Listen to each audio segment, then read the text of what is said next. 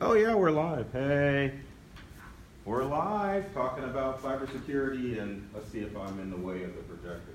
Looks like my head is. Maybe I should like duck down like this or sit up to the side a little bit to get myself. I mean, since it's just the two of us, is there a place where you'd rather have us sit? No, you can sit Okay. right there. You're good.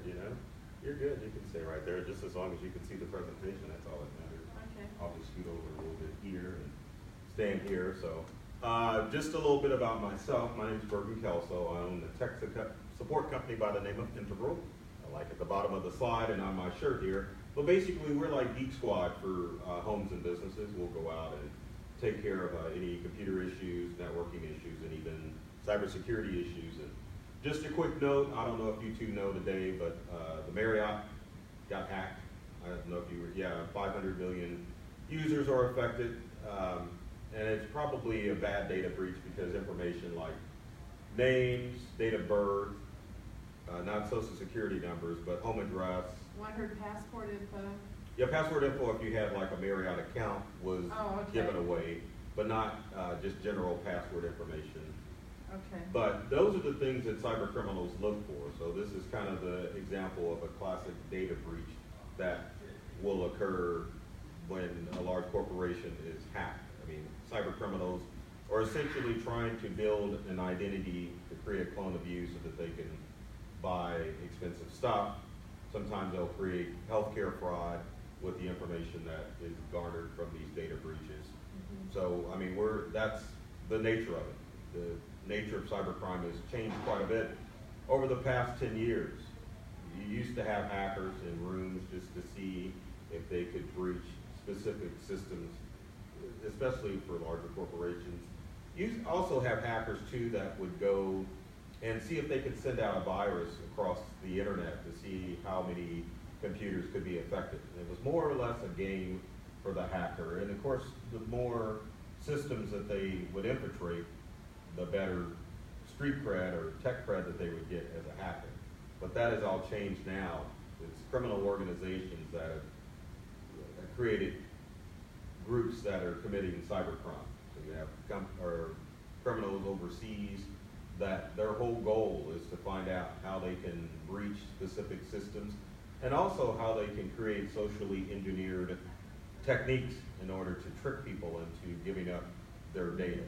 It's a lot easier, a lot less effort from the hackers to do this as opposed to trying to create complex viruses that will tunnel in past firewalls and past antivirus in order to infect systems. So socially engineered stuff or any emails or any alerts that pop up on your computer that will elicit a response, a fear response from you. So it's the ransomware messages that pop up and say your computer's been infected, you need to call this number in order to get rid of the infection. It's the phishing emails that come through that say that your bank account has been breached and that you need to give up some information. It's also the phishing emails that say that there's other problems with your online accounts, and that's the whole goal, is to get you to react, voluntarily give up your information, and and of course they'll steal your data. Sometimes it's just used for small transactions from either your credit card or from your banking account. Other times it's just gathering information about you so that they can put a whole profile and to steal your identity. Like this gentleman was saying earlier, small businesses aren't a target. It's the larger businesses, and it's simply not true. It's the smaller businesses that don't have the protection to prevent cybercrime. So it's small businesses that try to do more of a DIY as far as making sure that they're protected. They rely on retail stores like, say, your Best Buys or your Micro Centers or your Staples or your Office Depot in order to offer protection to keep their small business safe. It's the practice of installing antivirus software as a stopgap. It is to ensure that your business isn't being hacked, and you don't necessarily have to do that when it comes to making sure that your business or even yourselves are safe from virus protection.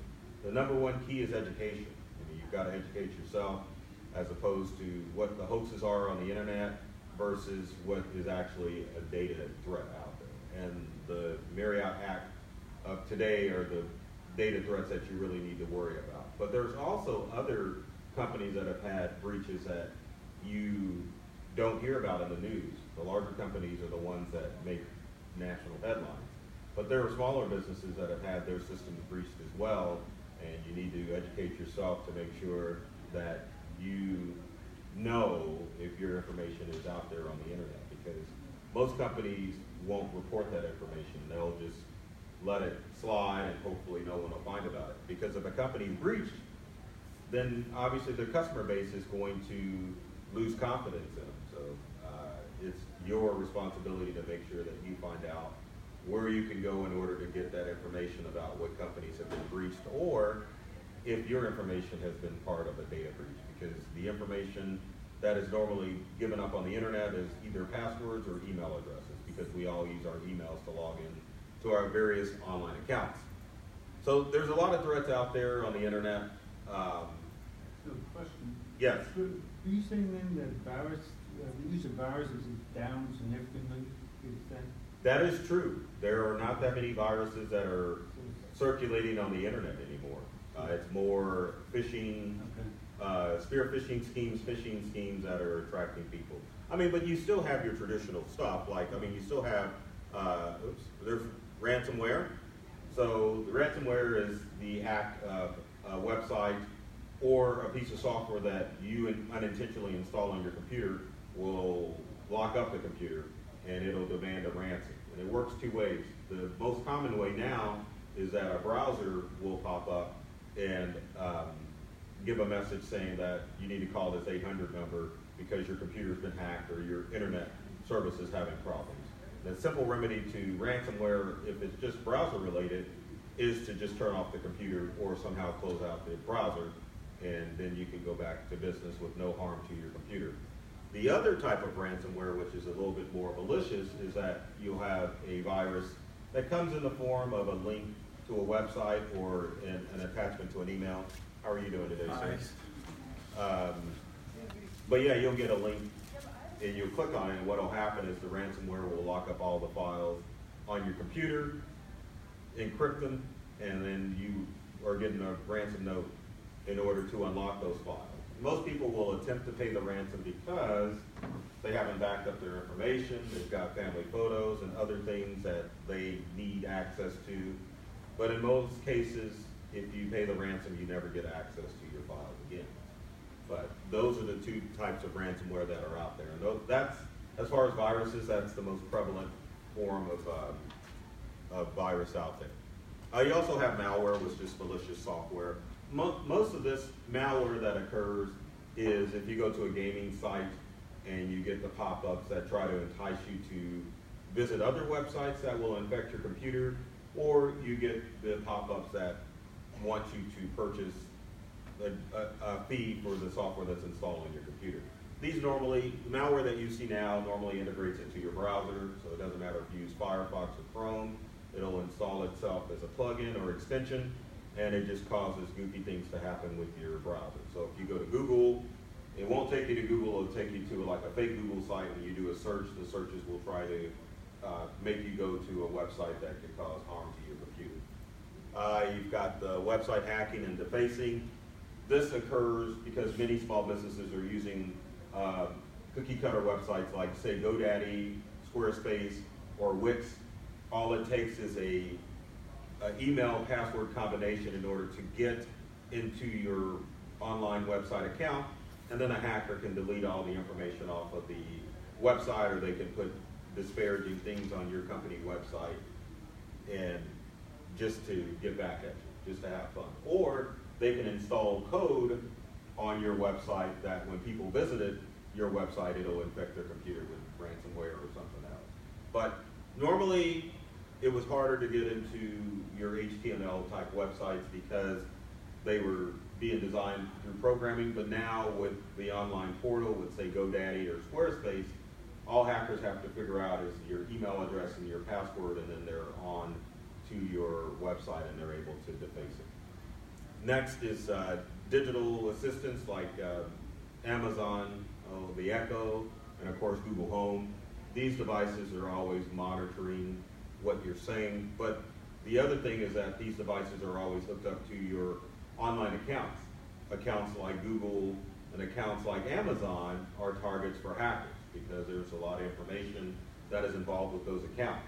So if someone gets into your Google account or into your Amazon account, they could potentially have access to your personal information and your credit card and your financial information as well. There's phishing attacks where basically a hacker or cyber criminals will send a phishing email trying to get information out of you. And with this Marriott breach, many users will be seeing phishing emails, either saying that they're from Marriott or from other companies because they have access to that email. Maybe an email saying, hey, click on this in order to secure your Marriott account, or it may be geared towards something else. So phishing attacks are probably one of the most common ways that hackers will try to get your information, because everyone uses email, and we get all sorts of information from email. So it's the easiest way for you to get attacked from a cyber criminal. And then if your customer data get hacked, many small businesses will use Google or Yahoo or even the Microsoft online accounts in order to keep a customer database. So those accounts are easy to get into because hackers are able to get that information and they're able to send out stuff. How you doing? Fun. Good. All right, and then your handheld devices, your smartphones and your tablets will allow you to, or allow hackers to get hold of your information. Number one, they're highly sought out after items. Cyber criminals, or actually just plain old criminals, want these devices because they can resell them quickly. And number two, most people don't lock their tablets or their smartphones, so if a criminal gets a hold of it, then they've got access to your information, because most of us bank online with our mobile devices. We get into our financial accounts and credit cards and email, and of course there's a lot of information that we go with email. So handheld devices are one of the ways that they can get into your records. If you've got a small business, your staff or your employees are a big factor as far as getting breached. You're at work, want to get on Facebook, maybe they're shopping online, especially this time of the year during the holiday season. So they're clicking on stuff that they shouldn't be doing. They're ordering using the company email from Amazon and other online sites. They may get a shipping alert, and then they click on something that they're not supposed to click on, and of course the company's hacked. But finally, bad news is most people are their own worst enemy when it comes to data breaches, because we get curious, something pops up, we click on it, and then the next thing you're infected. So if you've had a virus on your computer and you've been infected, chances are that you goofed up and you clicked on something that you weren't supposed to click on. So you really need to educate yourself and find out what things you need to do in order to keep safe. So number one, you definitely need to have a mindset as far as cybersecurity is concerned. Most people think this isn't going to happen to me, but with the Marriott happening today, it can happen to anybody. And it doesn't mean that you were stupid enough to click on something that you weren't supposed to. It's just understanding that there are companies out there that are being negligent as far as making sure that your information is safe. Obviously, Marriott could have done a better job locking down their systems so that this information wouldn't get out there. There are many companies out there that have been guilty of that. Obviously, Equifax, T-Mobile, Target. I'm trying to think of some of the other data breaches that are out there. Applebee's, I think, got hacked, even Sonic. So those companies are being negligent as far as their information. So you need to keep in mind that you need to be aware of what's going on as far as the data breaches that are concerned, and understand that hackers make it a 24/7 mission in order to get your sensitive information. So you really can't bury your head in the sand and say, well, golly, this isn't going to happen to me. It could happen to me, and you need to make or take steps in order to make sure that you're safe. Some of the things that I recommend, I think we'll talk about them, is password protection, which is key, because obviously that knowing your password is the way to get into your online accounts. One of the things that people need to do as far as making sure that their keeping a security mindset as far as their data. Bank statements is crucial. We're in a day of age that people will check their banking account information on their smartphone. They'll look at their smartphone app, see if they've got positive funds in their account. Maybe check a few transactions to see that everything's on the up or up. But less and less people are starting to reconcile their bank accounts because they get their bank statement electronically. They may not look at it because it's caught in the mishmash of emails that we get, and everyone gets a ton of emails. But we've got to get back into the practice of reconciling, scrutinizing our financial accounts to make sure that criminals aren't stealing your information. Cyber criminals will start out small. They get your credit card or bank information. They may do a few small transactions just to make sure that there's funds in the account. Then they'll move on to larger things to make sure, or to larger things in order to steal money.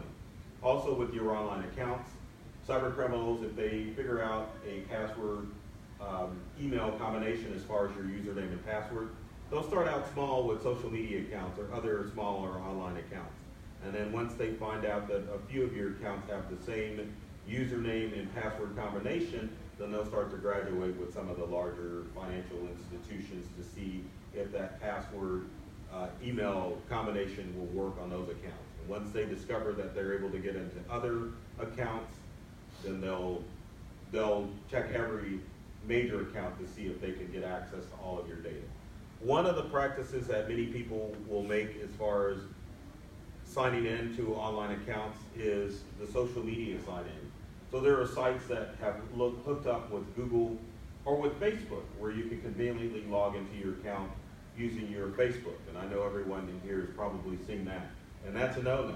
Even though it's convenient to log in those online accounts using Facebook or Google or even Twitter, essentially what you're doing is logging into those online accounts using your password email combination that you would use with Facebook.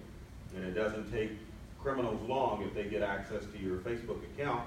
All of the accounts that you've logged into using that password and email combination, hackers can immediately see what online accounts you've logged into.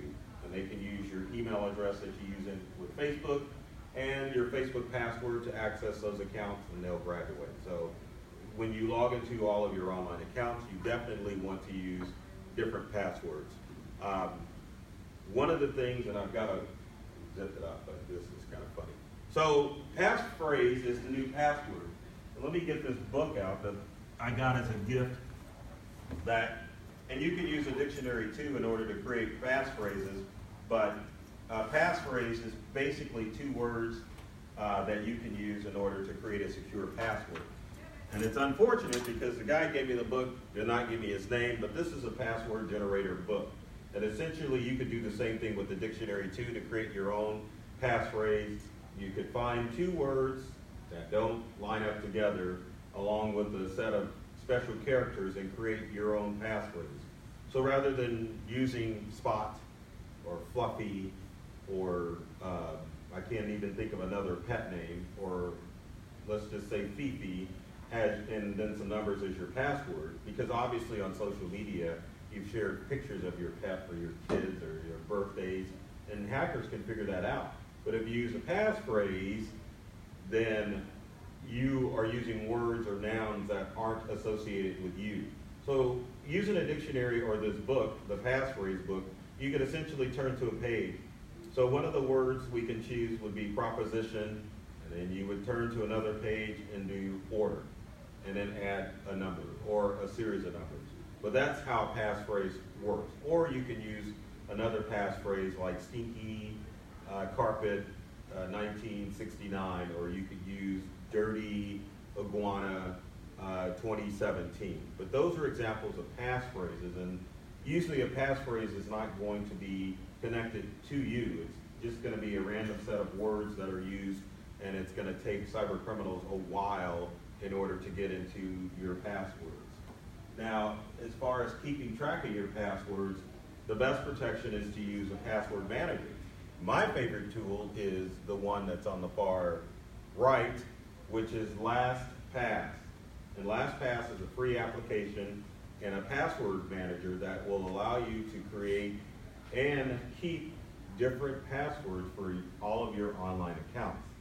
You can download the app onto your desktop computer or onto your smartphone, and LastPass will automatically keep all of your different passwords for all of your online accounts, and it'll even log you in on any device automatically using your different password to all of your accounts. So that way you don't have to remember all of your passwords for all of your online accounts.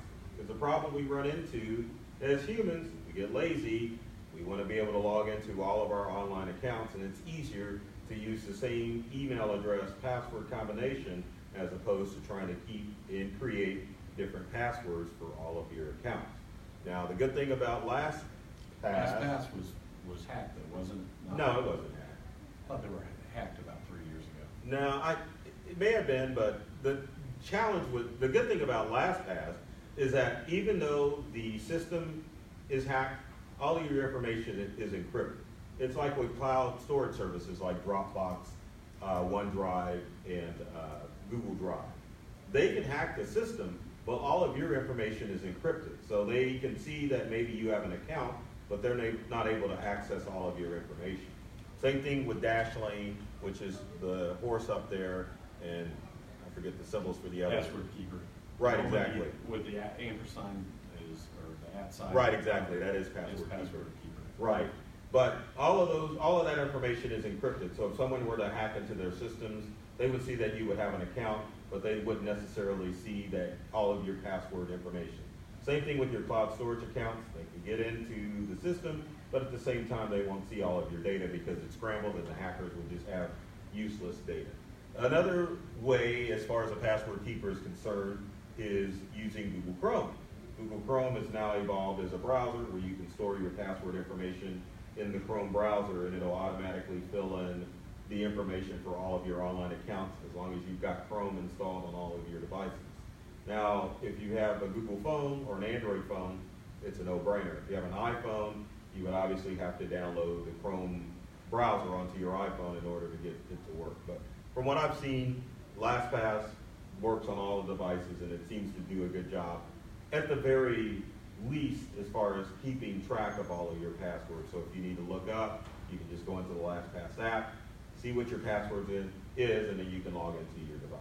So that would be my recommendation. Number 3, you need to set up an automatic backup system. We were talking about cloud storage services like Dropbox and OneDrive and Google Drive, and of course there's iCloud Drive as well. The challenge is with these online services, they do have a redundancy. So if something major happens with one of those online services, you can restore your files back.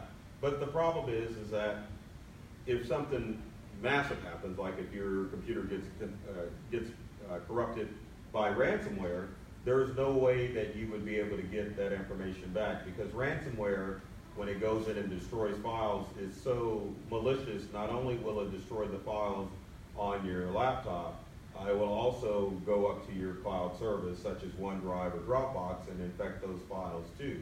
And the way it works is, once those files have been changed, sometimes it's hard to get that information back. So it's good to have. The other reason is, as far as those cloud storage services are concerned, many people only move their files up to the cloud when they think about backing their stuff up. It's not something that's done automatically. And there's 2 services. Well, there's several ways you can do it. Number 1, you can use an external hard drive to back up your stuff if you've got or you can use a network access storage device too. But if you've got a Windows computer, you can use Windows File History, which is built into Windows.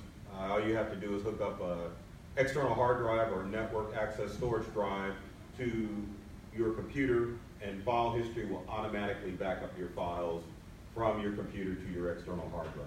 If you're a Mac user, you can use Time Machine, and Time Machine will automatically back up your files to an external hard drive. Now, show of hands, Windows users? Oh, you're a Mac user? Oh, Windows. Oh, okay, no, the gentleman here. I have an iPhone. Oh, do you? Yeah. Oh, okay. Well, that makes you a Mac user then, right? Or an Apple user. But I will say Time Machine works a lot better than File History, because Time Machine will keep multiple backups of your information. So if one backup gets destroyed, Time Machine has redundancy as far as your backups are concerned. So you can restore from Time Machine to your previous backups. And the way Time Machine works, it'll back up until your storage device is full. Once it gets full, Time Machine will delete the older backups and continue to keep room. Now, file history kind of works that same way, where if it gets full, it'll start to delete some of the other backups, but Time Machine works a little bit better than Windows file history. But no backup, or some backup is better than no backup, so it's a good idea to use file history to back up your stuff.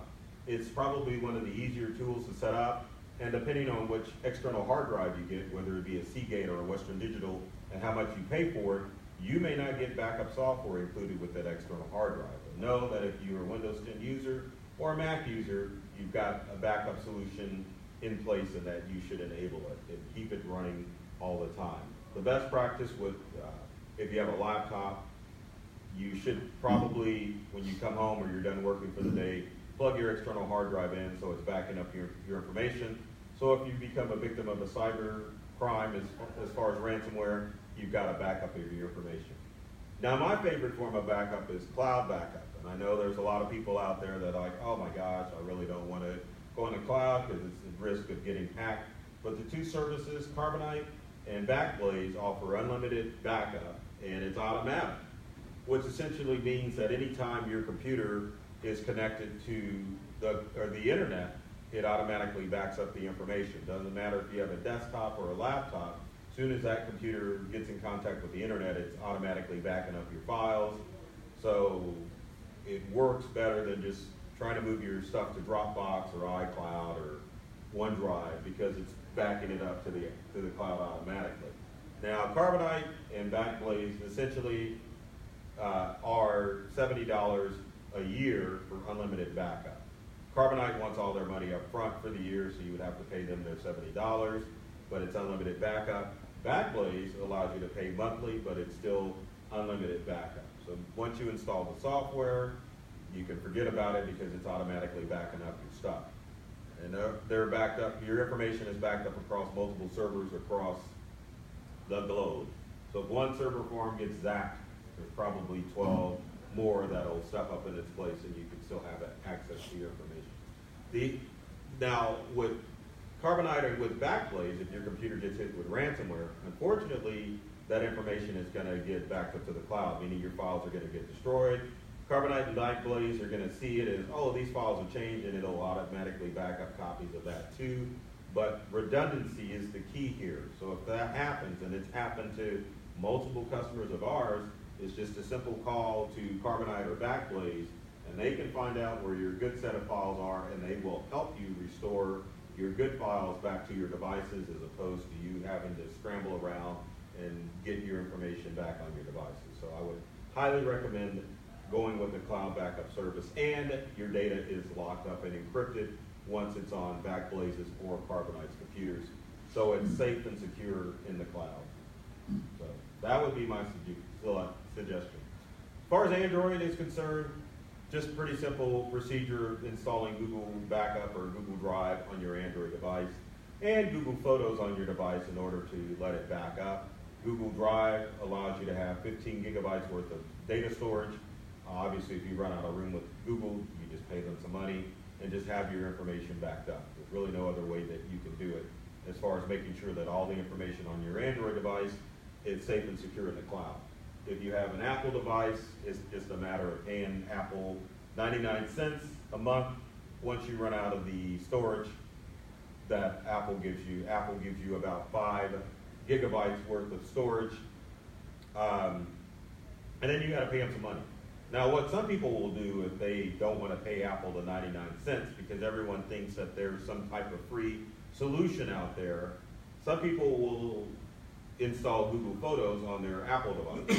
Now, Google Photos, it will back up your photos and videos, and Google offers you unlimited backup if you use what's called their high-resolution solution. And for most people, the high-res solution is enough with Google Photos. So rather than paying the 99 cents to Apple, people will download Google Photos onto their iOS device. And how are you? Good. Yes, come on in. Yeah, they will install Google Photos on their device, and they will allow Google to do unlimited backups of their stuff. So that would be a good solution if you wanted to back up the items on your iPhone, because most people, as far as their smartphones are concerned, their videos and their photos are the information that's taken up the most room. Apps don't take up that much room. Documents really don't take up that much room, but photos and videos definitely take up a lot of room. So either pay Apple their 99 cents or download Google Photos for free and allow Google to back up your information. All you need is a Google account and it'll back up your information. So number 4 is you want to protect and manage your mobile devices. Passwords obviously are necessary on all your mobile devices, so it doesn't matter if you've got a laptop or a smartphone or tablet, you need to password protect it. Like I said, they're highly sought after items, but at the same time, we use so much information off of them that a criminal who's looking to get your information can just take pickpocket your smartphone or your tablet and get access to your information. So it's very necessary to keep passwords on all of your smart devices. But the best protection is data encryption. And believe it or not, if you password protect your tablet or your smartphone, your information is encrypted. And basically encrypted means that your data is scrambled and you've got to have the key in order to get access to that information. So think of it as encryption as you go into the store and you bring home that 5,000 piece puzzle set. You've got to take time to put that puzzle together in order to see the data. Same thing with data encryption. When your data is encrypted, if you don't have the key, it's basically that puzzle in the box in 5,000 pieces. In order for criminals to get access to your data, it's going to take them years to figure out what your password is in order to get access to that information. So password protect your devices. If you've got an Android or an iPhone, as soon as you put a password on there, it is automatically encrypted, which is pretty awesome, right? But most people don't do that. Now, if you've got a laptop computer and you keep personal information on it, and you have Windows 10 on Windows 10 Professional on your laptop, you can install BitLocker, which will encrypt the data on your laptop. And then if you have Windows 10 Professional, BitLocker protection is automatically built in. It's just a matter of going to Control Panel and going to Encryption and then encrypting your device. You slicking your hair? You got a question? No, I do have a question. No, it's... Hey, man. Hey, yeah, man. We don't have that problem now. I know, man. Yeah. Office 365, is that does BitLocker, is BitLocker in Office 365? No, BitLocker is in, you've got to have, it's in the operating system. So you got to have Windows 10 Professional in order to do BitLocker. Okay. Yeah, so. But I will say with Office 365, you know, you do have your OneDrive account that is automatically associated with 365. And the OneDrive information in the cloud is encrypted. So, I mean, that is good news, but. Well, yeah, I wasn't familiar with BitLocker because so many people have gone to my clients and your clients, and I mean, that's where Microsoft is pushing everybody to the cloud. Right. Apple is too. With iCloud Drive, if you get the two people that walked in, you're Apple or Windows users? Oh. Really? I'm impressed. Oh, heck, I got both. But with as far as, where was I going with this? We were talking about With the Windows and moving people to the cloud. Well, with iCloud, I don't know if iCloud is encrypted, but with Apple products, if you look at your desktop and your documents, it's trying to point that information to iCloud as opposed to letting it store centrally on your computer. Also, many of the new MacBooks that are coming out have solid-state drives, which don't have as much storage as your traditional hard drive. And so Apple is installing more solid states and making everything integrated, so it's harder for you to repair the Mac, and you run out of space, so you're relying on using their monthly service with iCloud in order to store information. Now, yes, you have a question? How do you prevent, because I know on some BitLocker, just for like security reasons, how do you prevent like the backdoor prospect? Because there is a way, or there's a loophole to get back into BitLocker. Like I know everything's encrypted, but there's an actual backdoor, so I don't know if they've updated that or not. I would imagine that they would, because I mean, it would be almost impossible once data is encrypted. I mean, you'd have to be like genius level hacker to get into it, because it's almost the same level of encryption as, say, an iPhone, because we all remember the San Bernardino shooter, and the FBI had to go in and they had to hire somebody to get into it. So with encryption, with any locked device, I mean, there's always a way, but I mean, the odds are so astronomical, like if the average hacker got a hold of your stuff, that they would be able to get into it. So, I mean, yeah, keep that in mind. But also with Apple, there's Firewall, which is built into your Mac OS, and it doesn't matter where you got your Mac, it's got Firewall built into it. With Windows computers, it's like, well, if you bought your computer from Office Depot or Walmart, or even Best Buy, chances are your Windows computer has Windows Home on it. You almost would have to order it from like the business class Dell, or go to Micro Center in order to get a computer with Windows 10 Professional on it. So yeah, it's kind of tricky. But with Apple, it doesn't matter. You figure you're paying $2 grand for a Mac, so they're like, well, heck, we'll just throw everything in it. Whereas with Windows computers, it's all about price. So the cheaper the Windows computer, the less features that you have installed. So something to keep in mind. So unsecured networks. Who connected to the network here today? No one? You guys are smart. You know, because it's basic. You don't know if it's one big network. There's two ways to set up public Wi-Fi. Number one, whoever sets up the Wi-Fi connection can set it up where it just allows everyone to access the internet only. Some networks are set up where you connect to public Wi-Fi that'll connect wirelessly to the internet, but it'll also create a whole network of computers too. So if you've got file sharing turned on, or anything that allows anyone to get access to your computer, if you're connected to a public Wi-Fi, then everyone can access your data. So you really have to be careful when you connect to public Wi-Fi. And also, public computers, like if you're traveling at a hotel, or maybe you want to stop in to your local mid-continent branch, you need to really be careful as far as connecting to public Wi-Fi on public computers, because we're human. If we check our Gmail accounts or our Yahoo accounts, or even our AOL account, there's chances are we may get distracted, we'll walk away from that computer, and then your information's logged in. And so some curious George person like myself may come up to your computer, and then of course they've got access to all your data. So it's best never to use a public computer, only if maybe you're just surfing the web, but if we're logging onto any of your accounts, don't use a public computer. And you've got to take precautions when you use Wi-Fi. So all devices have Firewall built in, but if you're in an office environment, well, they've told you to turn off your Firewall before you use any public Wi-Fi. Got to make sure your device's Firewall is enabled. And basically, a firewall makes your device invisible on a network. Your computer may show up on a network, but the firewall keeps people from getting into your computer. VPN is something else that you can use when you're hitting a public Wi-Fi network. So you're like, gosh, I really wanted to go to Starbucks and enjoy some delicious muffins or some sugary coffee, and I want to use Starbucks Google Wi-Fi. Make sure that you've got a VPN installed. The VPN basically stands for Virtual Private Network. It creates a tunnel from your computer to the internet so that people can see that you're connected to that network, but they can't see the data that's going back and forth between, say, your bank and your computer. And probably one of the best VPNs out there is a VPN software called TunnelBear. TunnelBear works on any device. So if you've got a limited data plan, you can use a VPN with TunnelBear, because some people don't have unlimited data. So if you're one of those people that has unlimited data, you want to use your smartphone to connect to public Wi-Fi, you probably better install a VPN. Same thing with your desktop.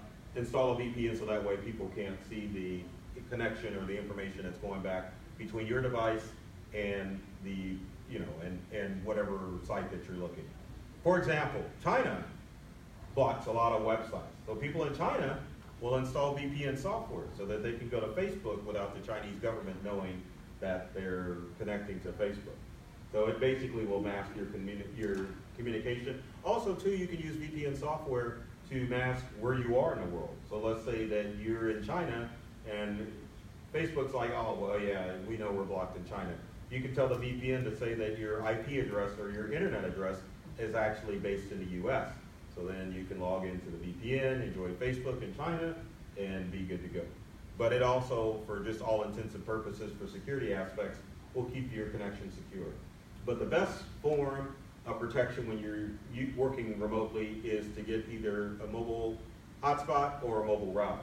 And the reason why a hotspot is the best connection is because the hotspot provides a two-way connection that's between your device and your cellular provider. So in order for hackers to get into to see what's going on, they would have to hack into Verizon or have to hack into the whole Sprint network.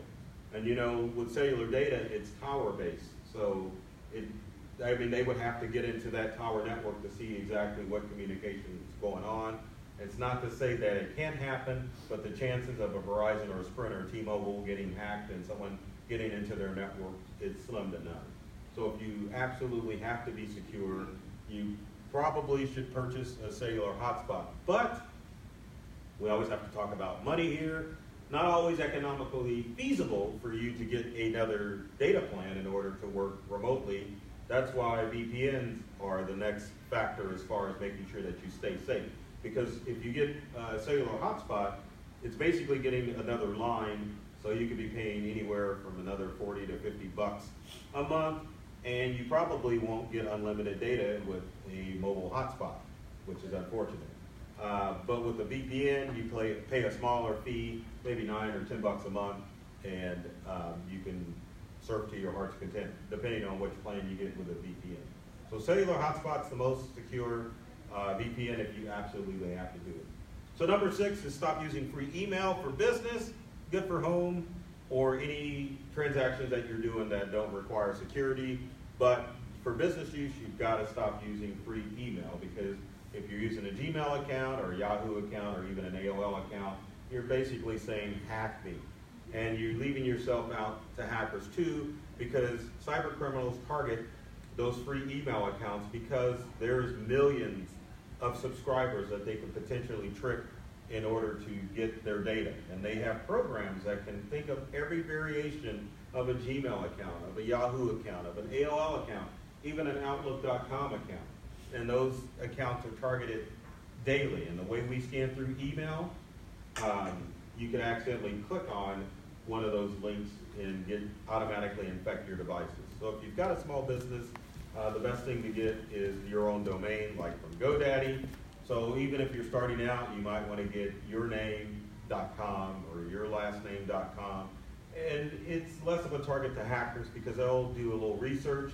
If they find a domain and they see there's only an individual or maybe a small amount of individuals, then they are not going to target those people because they're like, well, heck, there's only 10 people at this company.